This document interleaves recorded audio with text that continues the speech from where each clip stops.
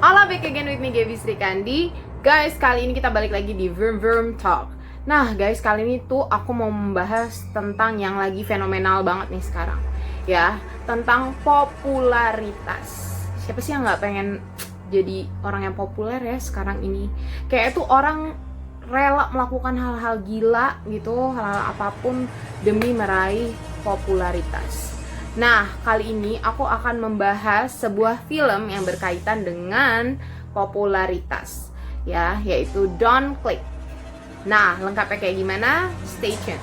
Cerita ini dimulai dengan scene seorang gadis yang sedang dikejar-kejar oleh sesosok hantu. Dilanjutkan dengan memperkenalkan para pemain, yaitu yang pertama, Si-hye yang bekerja di sebuah pusat perbelanjaan. Ia memiliki seorang adik bernama Jong-mi yang ingin terkenal dan mendapatkan uang dari video-video buatannya. Salah satu videonya pun sempat viral dan ia mendapat sejumlah uang. Di sisi lain, Si-hye memiliki seorang kekasih bernama Jong-hyuk yang bekerja sebagai ahli teknologi di sebuah lembaga Korea Selatan. Jong-hyuk dan Si-hye memiliki sedikit kendala dalam hubungan mereka. Suatu hari, Si-hye mendapatkan pesan yang mengatakan bahwa seseorang sedang terus mengintainya. Di sisi lain, Si-hye dan Jong-mi hanya hidup berdua karena ayahnya pergi ke Amerika untuk bekerja sedangkan ibunya sudah lama meninggal. Jong-mi dan teman-temannya berbincang tentang video kutukan di internet dan ia meminta Jong-hyuk untuk mengakses video tersebut. Mulanya Jong-hyuk menolak, namun akhirnya ia menyetujuinya karena Jong-mi mengatakan bahwa ia akan membantu memperbaiki hubungan Jong-hyuk dan juga Si-hye. Di tempat kerja, Si-hye terus diganggu dengan SMS yang mengatakan bahwa seseorang sedang terus mengintainya. Ia menjadi sangat-sangat terganggu. Kemudian ia mencari di mana letak CCTV tersebut. Ia memberitahukan hal tersebut kepada bosnya, namun ia tidak mendapatkan respon yang baik. Lalu Si-hye memutuskan untuk keluar dari pekerjaannya. Di tempat lain, Jong-hyuk berusaha untuk mencari video kutukan tersebut dengan akses yang ia miliki di tempat ia bekerja. Meski hampir ketahuan, ia pun berhasil mendapatkan video tersebut. Dan sebuah keanehan pun mulai terjadi. Jong-mi semakin adiktif dengan popularitas yang ingin ia raih. Ia menjadi sangat terobsesi dengan video-video yang ia unggah. Si-hye pun menegurnya dan menyuruhnya untuk fokus belajar. Jong-hyuk pun memberikan video kutukan tersebut kepada Jong-mi. Ia lalu membukanya. Video dimulai dengan sebuah boneka yang berisi beras dan rambut-rambut, kemudian diikat, lalu mengeluarkan darah. Di sisi lain, Jong-mi punya satu pesaing dengan akun bernama Gadis Manis. Ia menempati urutan pertama. Ia adalah pesaing berat untuk Jong-mi karena video akun Gadis Manis menempati urutan pertama di trending. Jong-mi kemudian memberitahukan tentang video kutukan itu kepada kakaknya.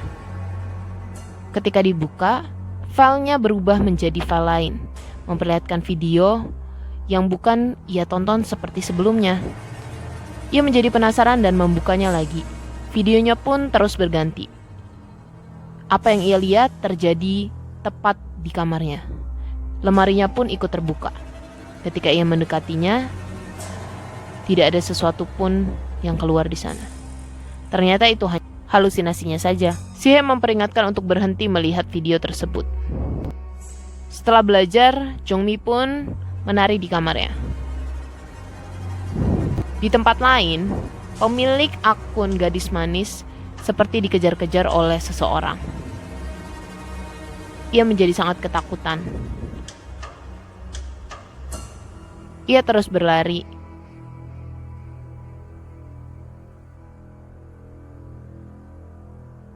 Ia menjadi sangat ketakutan karena ia tahu ia dalam kondisi yang sangat buruk sekarang. Lalu tiba-tiba ada beras yang terjatuh. Ia berusaha lari,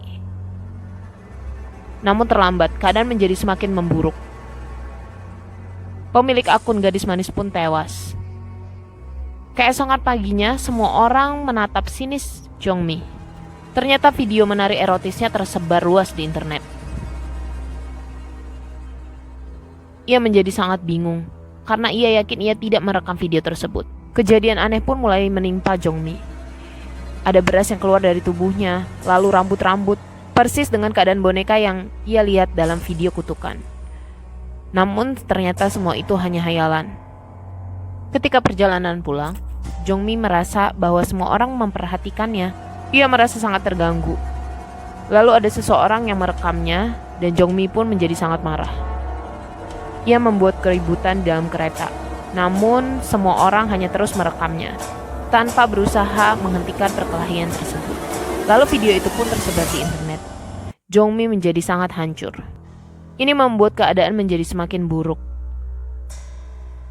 Jongmi merasa sangat stres dan semakin terganggu. Ia terus-menerus berhalusinasi. Dan si He pun sangat terganggu dengan hal tersebut. Ia menanyakan bahwa ada sesuatu yang salah dengan adiknya ini. Nah, dari hal tersebut kita bisa belajar kalau misalnya gara-gara popularitas tuh orang kayak rela aja gitu ngelakuin apapun, bahkan hal-hal yang di luar nalar kita gitu ya, yang di luar batas kemampuan dia, bahkan demi sebuah popularitas. Tapi guys, sebenarnya nih ada hal lain yang bisa bikin kita mendapatkan popularitas tersebut secara mudah. Mau tahu apa? Aku mau kasih tahu kalian ya. Jadi guys, ini ada namanya reseller Indo nih, mempermudah kalian untuk mendapatkan popularitas tersebut ya secara mudah dan instan. Jadi nggak perlu tuh pakai yang aneh-aneh gitu ya. Nah, caranya gimana? Jadi kalian nih bisa langsung masuk aja ke profile ini gitu. Kalian bisa lihat di situ. Jadi mimpi kalian nih ya dengan reseller Indo tuh akan lebih mudah. Misalnya apa? Mau di notice dia, atau mau masuk TV, atau mau jadi terkenal banget, itu bakalan lebih mudah guys ya. Banyak banget event yang bagi-bagi saldo gratis. Udah gitu ada flash sale spesial, pastinya cuma buat kalian yang nonton video ini. Nah, caranya gimana? Kalian bisa langsung cek aja di sini ya. Itu udah lengkap banget caranya gimana, infonya gimana, langsung cek aja. Langsung daftar aja di sini guys ya. Udah gitu, pembayaran 20.000 itu bakalan dapat saldo 20.000 juga, bahkan gratis 10.000. Caranya gimana? Kayak gini. Masuk ke pembayaran, gunakan kupon, terus ketik deh saldo gratis 10k. Dan tada! Pokoknya jangan ragu lagi ya. Buat kalian nih ya yang mau ngehits gitu ya di sosmed, kalian bisa langsung cek aja di reseller Indo ini. Semoga membantu. Kejadian ini semua dikarenakan video tersebut. Video kutukan yang ia tonton. Ia kemudian membuka kembali video itu, lalu melihat pemilik akun gadis manis yang mati terbunuh. Ini menjadikan Jongmi sangat ketakutan. Ia merasa seperti sedang dikejar-kejar oleh seseorang. Hal-hal ini menjadikan Jongmi sangat ketakutan dan mulai bertingkah aneh.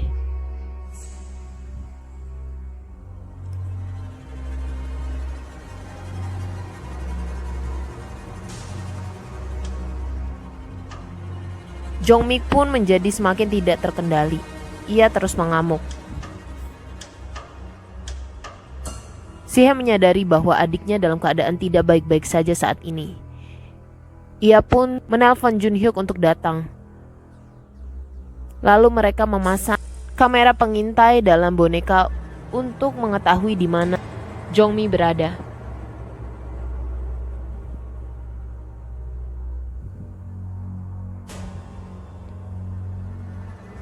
Jun Hyuk pun memberikan boneka tersebut untuk Jongmi, agar di kemudian hari mereka bisa mengetahui posisi di mana Jongmi berada.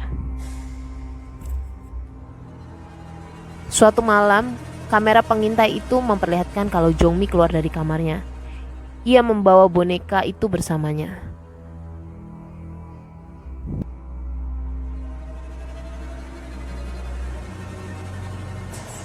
Namun itu semua hanya mimpi.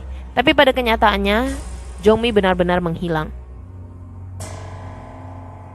Si He menjadi sangat panik.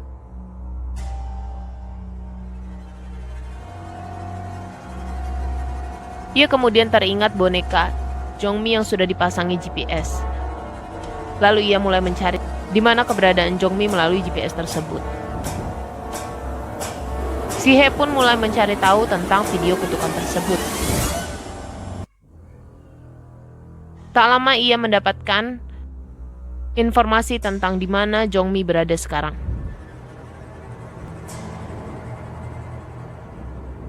Si-hye pun bergegas menuju tempat tersebut. Ia menghubungi Jong-hyuk untuk segera menuju tempat tersebut.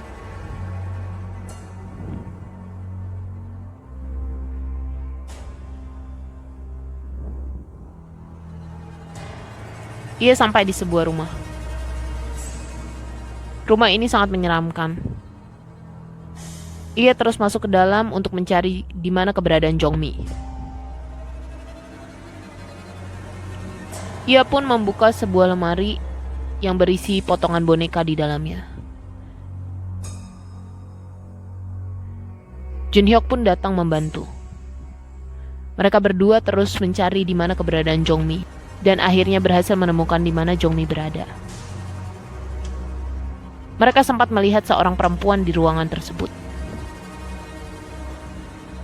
Lalu Jong-hyuk melihat sebuah dinding yang mencurigakan. Ia membongkarnya. Ia mendapatkan hal-hal aneh di dalamnya. Dan keberadaan boneka yang muncul di awal video kutukan. Jongmi pun membakar boneka tersebut.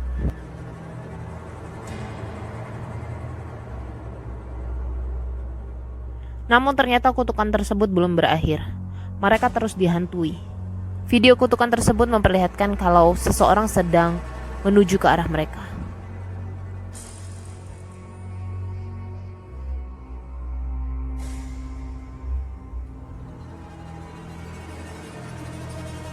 Video tentang kutukan tersebut pun terputar kembali. Jun-hyuk pun menjadi korban dari video kutukan tersebut. Siapapun yang menonton video tersebut harus mati. Setelah itu, kejadian buruk terjadi kepada mereka berdua. Jongmi ditarik oleh sesuatu, kemudian terlempar. Si-hye yang berusaha menyelamatkan adiknya pun tidak dapat berbuat banyak.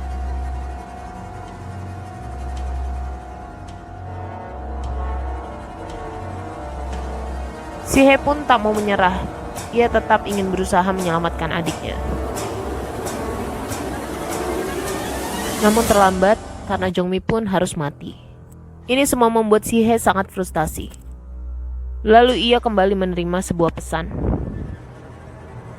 Ia menuju sebuah gedung. Lalu di atap gedung tersebut, hantu itu terus mengikutinya.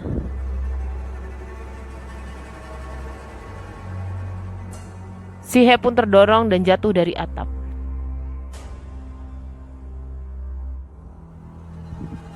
Ia menjadi sangat stres karena semua orang merekamnya. Di akhir video, ada 3 orang siswa yang sedang menonton video kutukan tersebut. Mereka menjadi target berikutnya yang harus mati.